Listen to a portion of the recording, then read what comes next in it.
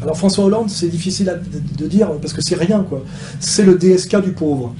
Il se trouve que l'Empire avait prévu d'amener DSK au pouvoir, il avait été mis au FMI avant, donc il avait la formation, les dossiers pour parachever la soumission de la France à l'Empire mondialiste. Il aurait été Gauleiter de la France, qui est complètement cohérent comme succession de patron du FMI, puisque le FMI est le système de mise à mort et de mise au pas des États par la logique bancaire mondialiste.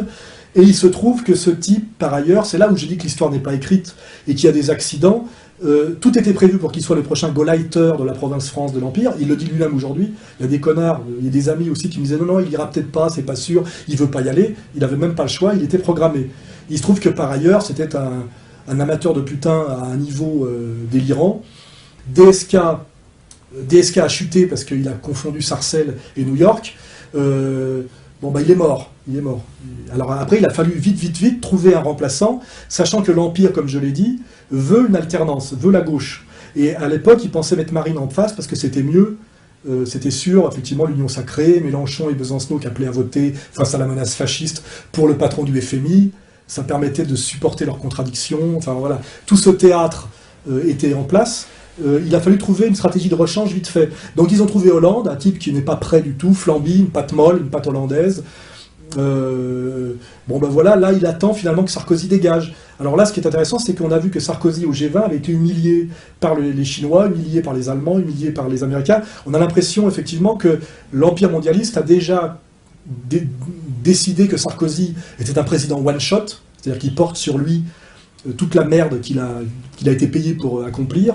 On l'a dit au début d'interview, et il vaut mieux qu'il dégage. Sa réélection serait une catastrophe, à mon avis, pour qu'il y ait un état de grâce, une alternance, les cons d'électeurs français qui se disent « J'en ai marre de Sarkozy, il m'a baisé, je vais peut-être revoter Hollande », comme si Hollande était une alternative nouvelle, un sauveur, alors qu'il a ratifié toutes les merdes qu'a ratifié également Sarkozy et l'UMP, Europe, machin, truc, il est sioniste comme les autres, il est de tous les tapinages, c'est la même chose, quoi.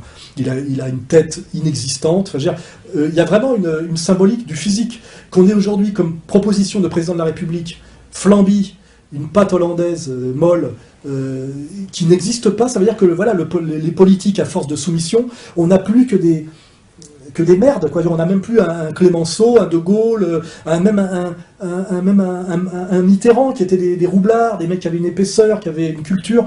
On a des espèces de petites merdes sorties de Sciences Po et de l'ENA, qui physiquement, on dirait un espèce de chat coupé. Enfin, je veux dire, voilà, on a l'impression.